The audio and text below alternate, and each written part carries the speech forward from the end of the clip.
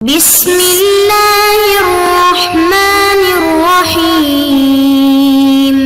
بسم اللہ الرحمن الرحیم۔ السلام علیکم ورحمۃ اللہ وبرکاتہ۔ عزیز طلبہ، آج التبیان فی علوم القرآن کا سبق نمبر 136 ہے، اور اس سبق کے اندر ہم قرآن کریم کے عقلی معجزہ ہونے کے بارے میں شیخ محمد البنا رحمہ اللہ تعالیٰ کا جو کلام مصنف نے ذکر کیا ہے اس کی تفصیل پڑھیں گے۔ عزیز طلبہ، اعجاز قرآن کی فصل چل رہی تھی، اور اس میں ہم نے گزشتہ سبق میں جو علامہ زرقانی رحمہ اللہ تعالیٰ نے قرآن کے عقلی اور روحانی معجزہ ہونے کے حوالے سے اور قرآن کے ابدی معجزہ ہونے کے حوالے سے گفتگو کی تھی، اس کی تفصیل پڑھی ہے۔ آج جو ہے اسی بحث کو شیخ محمد البنا نے اپنے الفاظ میں نقل کیا ہے، اس کو مصنف نے اپنی کتاب میں ذکر کیا ہے، تو ان کا جو کلام ہے اس کی تفصیل پڑھیں گے۔ شیخ محمد البنا رحمہ اللہ تعالیٰ اسی بحث کو اپنے الفاظ میں ذکر کرتے ہیں کہ نبی کریم صلی اللہ علیہ وسلم پر قرآن کریم کے علاوہ بھی دیگر معجزات جو ہیں وہ ان صلی اللہ علیہ وسلم کے ہاتھ پر ظاہر ہوئے ہیں، صادر ہوئے ہیں، یعنی نبی کریم صلی اللہ علیہ وسلم کے ہاتھ پر دیگر معجزات بھی صادر ہوئے ہیں، لیکن نبی کریم صلی اللہ علیہ وسلم نے ان کے ذریعے چیلنج نہیں دیا۔ چیلنج جو دیا ہے وہ صرف قرآن کے ذریعے دیا گیا ہے۔ صحیح احادیث میں ان معجزات کا ذکر ہے۔ قرآن کے ذریعے چیلنج اس لیے دیا گیا کہ قرآن کریم آپ صلی اللہ علیہ وسلم کا ایسا معجزہ ہے جو ان کی رسالت کی تائید کرتا ہے، اور آپ صلی اللہ علیہ وسلم کی جو اتباع کرنے والے مومنین ہیں ان کے دلوں میں یہ جو ہے نور بھر دیتا ہے، ان کے دلوں کو منور کر دیتا ہے۔ نبی اکرم صلی اللہ علیہ وسلم کی رسالت ابدی ہے تو معجزہ بھی ابدی ہونا چاہیے، کیونکہ آپ صلی اللہ علیہ وسلم کی رسالت جو ہے وہ تمام رسالتوں کا خاتمہ ہے، تو حکمت یہی تھی کہ آپ صلی اللہ علیہ وسلم کا معجزہ بھی رسالت کی ہی قسم سے ہو۔ جیسے آپ صلی اللہ علیہ وسلم کی رسالت ابدی ہے تو معجزہ بھی ابدی ہونا چاہیے، کیونکہ پہلے ہر نبی موجودہ قوم کے لیے جو ہے وہ رسالت لے کر آتا تھا، اور یہ رسالت جو ہے وہ بعد میں آنے والے انبیاء کے ذریعے سے، بعد میں آنے والے رسول کے ذریعے سے ختم ہو جاتی تھی۔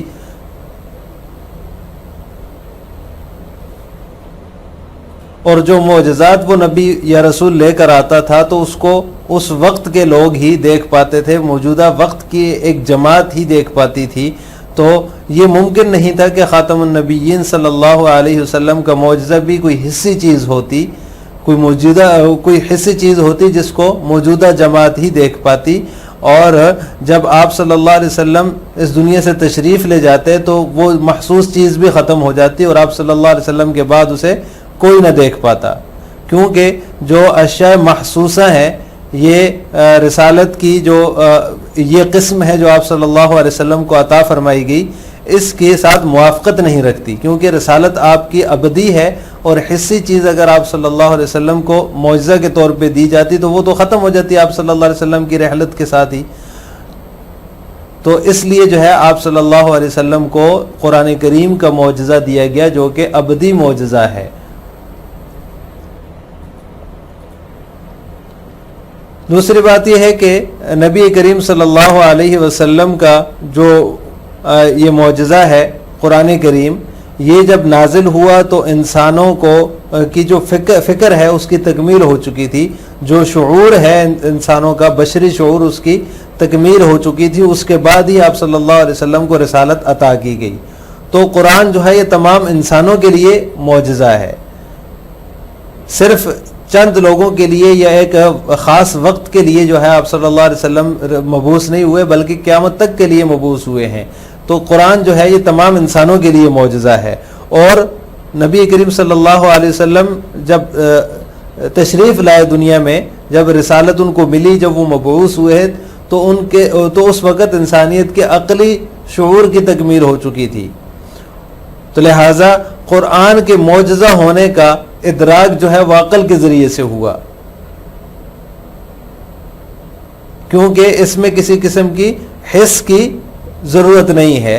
قرآن کریم کا ادراک جو ہوا آپ صلی اللہ علیہ وسلم کے معجزہ ہونے کا، تو اس کا عقل کے ذریعے ادراک ہوا.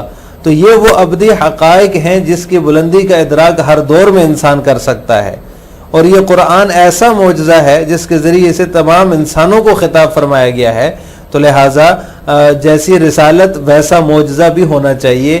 اور جو معجزہ آپ صلی اللہ علیہ وسلم کو دیا گیا اس میں تمام انسانوں کے لیے خطاب ہے اور تمام انسانوں کو اس میں مخاطب کیا گیا ہے. اور یہ ایک ایسی چیز ہے جس کا ادراک عقل کے ذریعے ہوا ہے. حصی چیز ہوتی تو وہ آپ صلی اللہ علیہ وسلم کی رحلت کے بعد ختم ہو جاتی, آپ صلی اللہ علیہ وسلم کی رحلت کے ساتھ ہی ختم ہو جاتی. جبکہ یہ جو قرآن ہے یہ ابدی ہے, جیسا کہ آپ صلی اللہ علیہ وسلم کی رسالت ابدی, اب کسی اور نبی نے نہیں آنا. اور یہ معجزہ بھی ایسا ہے کہ یہ بھی ابدی ہے. اللہ تعالیٰ نے تمام انسانوں کو اس میں خطاب کیا ہے. جیسا کہ گزشتہ سبق میں ہم نے پڑھا, یہ جو ہے اب بھی جو ہے وہ منکرین کے ہر سوال کا جواب اس میں موجود ہے, اور گمراہوں کی جو گمراہی ہے اس کا رد اس کے اندر موجود ہے. تو تمام قیامت تک آنے والے انسانوں کے لیے اس میں رہنمائی ہے, اور تمام انسانوں کے لیے جو ان کے گمراہیاں ہیں یا ان کی جو راہ راست سے ہٹی ہوئی ہدایات ہیں ان کی جو ہے وہ ان کے قلع قمع کرنے کے لیے قرآن کریم کافی ہے.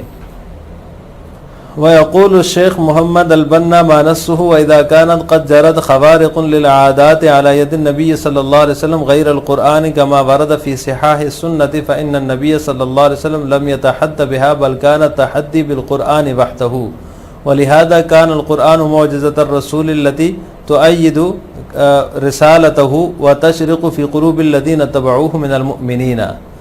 ورسالة النبي صلى الله عليه وسلم شاملة خالدة لأنها خاتمة الرسالات فكانت الحكمة أن تتفق معجزته مع نوع رسالته إذ كل نبي سبق كان يأتي برسالة لقوم بأعيانهم وتنتهي بما يأتي بعدها من الرسالات ولم يكن من الممكن أن تكون معجزة خاتم الأنبياء أمرا حسيا يراه جماعة حين يقع فإذا لحق الرسول بالرفيق الأعلى انقضى ذلك الأمر المحسوس ولا يراه أحد من بعده لأن الأمور المحسوسة لا تتفق مع نوع هذه الرسالة ولا مع خلودها.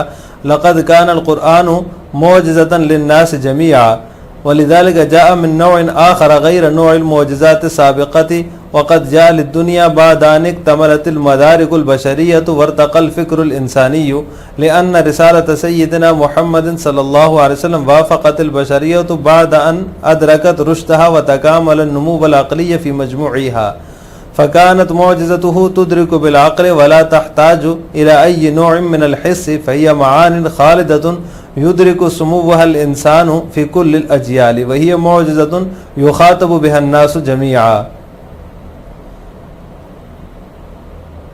شیخ محمد البنا اپنے الفاظ میں یوں ذکر کرتے ہیں, یوں فرماتے ہیں کہ جیسا کہ صحیح احادیث میں وارد ہے کہ نبی کریم صلی اللہ علیہ وسلم کے ہاتھ پر قرآن کے علاوہ بھی خرق عادت معجزات صادر ہوئے ہیں, لیکن نبی کریم صلی اللہ علیہ وسلم نے ان کے ذریعے چیلنج نہیں دیا بلکہ چیلنج صرف قرآن کے ذریعے دیا گیا. ولہذا کان القرآن, اسی بنا پر قرآن رسول اللہ صلی اللہ علیہ وسلم کا ایسا معجزہ ہے جو ان کی رسالت کی تائید کرتا ہے اور آپ صلی اللہ علیہ وسلم کی اتباع کرنے والے مومنین کے دلوں میں چمکتا دمکتا اور انہیں منور کرتا ہے.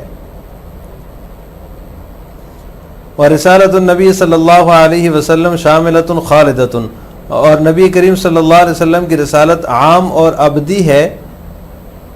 لأنها خاتمۃ الرسالات, کیونکہ وہ تمام رسالتوں کا خاتمہ ہے. تو حکمت یہی تھی کہ آپ صلی اللہ علیہ وسلم کا معجزہ آپ کی نوع رسالت کے ہم نوا ہو.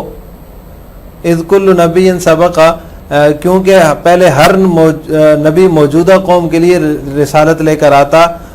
وتنتہی بما یأتی بعدها من الرسالات, اور اس کی جو ہے وہ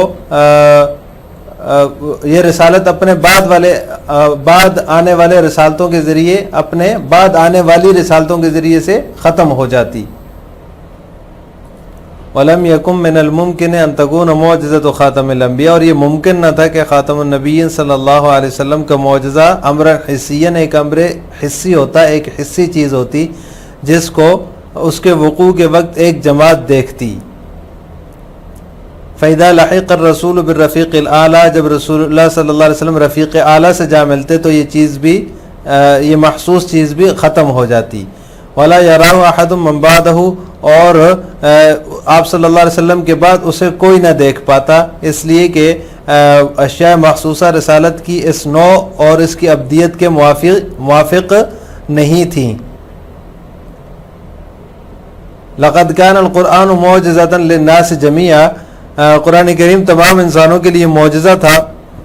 ولذلك جاء من نوع آخر غیر نوع المعجزات السابقة، اسی وجہ سے جو ہے وہ سابقہ معجزات کے طریقے کے علاوہ ایک دوسرے طریقے سے آیا، اور وہ دنیا کے سامنے بشری شعور اور فکر انسانی کی تکمیل کے بعد ہی اترا.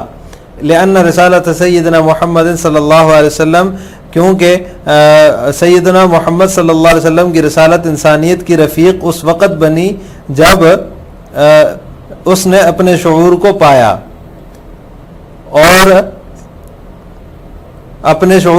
اور تمام انسانیت میں عقلی بڑھوتری کمال کو پہنچ گئی. فکانت معجزتہ، تو لہٰذا آپ صلی اللہ علیہ وسلم کے معجزے کا ادراک عقل کے ذریعے سے ہوا، اور وہ کسی قسم کی حس کا محتاج نہ رہا.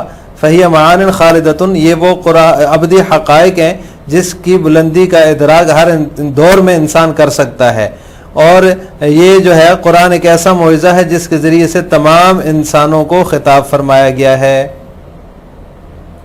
لہٰذا آج کے سبق کا خلاصہ یہ ہوا کہ ہم نے اعجاز قرآن کی فصل میں سے قرآن کریم کے ابدی معجزہ ہونے کے بارے میں شیخ محمد البنا کے کلام کی تفصیل پڑھی ہے. آخر میں آپ سے دو سوال ہیں. کیا نبی کریم صلی اللہ علیہ وسلم کے ہاتھ پر حسی معجزات بھی صادر ہوئے؟ نمبر 2، چیلنج کس معجزے کے ذریعے سے دیا گیا؟ ان دونوں سوالوں کا جواب آپ نے کمنٹ باکس میں دینا ہے. السلام علیکم ورحمۃ اللہ وبرکاتہ.